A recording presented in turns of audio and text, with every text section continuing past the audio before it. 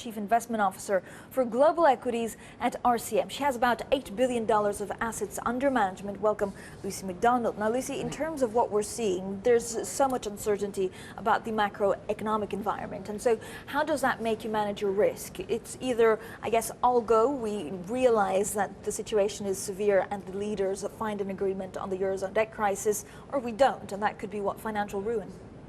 Yes, and the environment is presented very much as a black and white one, but actually it's a lot more complicated than that. And that is the problem, and that's what's causing the volatility, is that there are numerous scenarios that could ensue.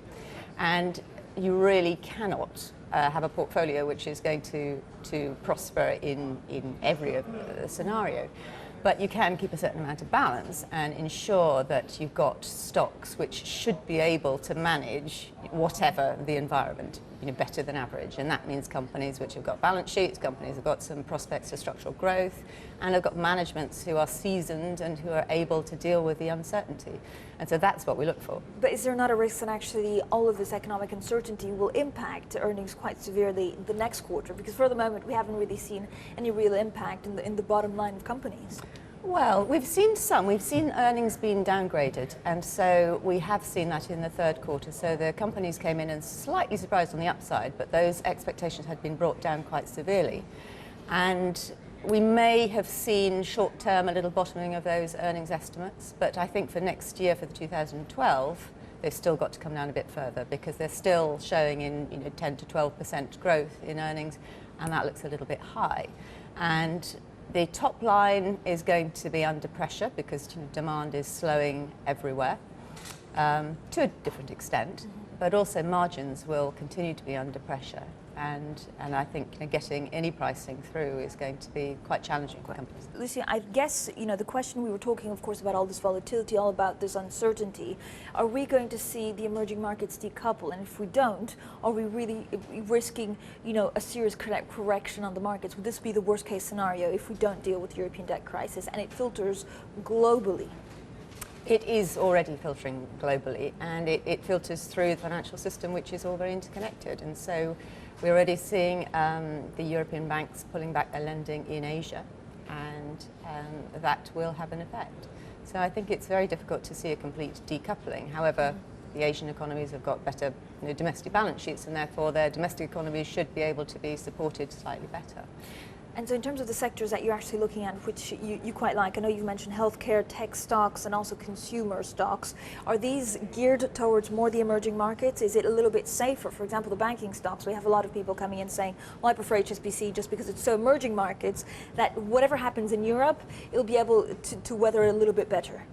Yes, and we do have a bias towards companies which have got goods and services they can sell to those people who have balance sheets, or governments, or companies who've got balance sheets and growth potential. So there is a bias certainly there, and whether that's in the consumer or technology or industry, wherever. I think we are really seeing those companies, seeing the sheep from the goats, being really seeing the dispersion among companies in the same industry, those that have got the exposures to growth and those who haven't. I know one of the sectors that you actually watch very closely, one of the industry groups that you like, apart from healthcare, is the tech stocks. This is because, what, it's cyclical, and so maybe better to weather the storm?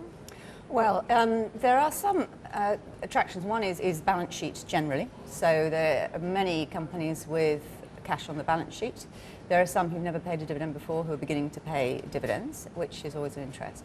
But I think within the tech sector there's a huge dispersion, and we don't by any means like them all, but there are some large companies like the Intel, Cisco's and Microsoft which have decent valuations, which have got good cash flow and increasingly paying dividends, and that's interesting. But then at the other end of the spectrum, you've got some interesting smaller growth companies which are addressing those structural growth areas. So whether that's the cloud, whether that's mobile broadband or storage, all of those are of interest on their own, and again have less impact from the pure cyclicality. So I think there is a lot of different opportunities within technology itself, and by no means do we want to invest in all of them. And you do have some companies like HP, which is a little bit of a value trap. Okay, so you have to really pick the ones also that offer shareholders a good dividend. What about consumer stocks? Because this is also a niche market that you're looking at, but again, you're stock picking. Yes, I mean, again, consumer is a huge sort of myriad of different companies, and some of them are large and defensive and have got good dividend yields, and we like those Unilevers of the world, the Diageos, tobacco stocks. But then again, you've got some more niche growth companies which are really addressing new areas of demand, so whether that's a Whole Foods or Adidas, or there are a lot of different potential of interest, but they've either got growth or they've got sort of quality and dividends associated with them. And you've got a big dispersion and lots of opportunity, and that's really what we're interested in.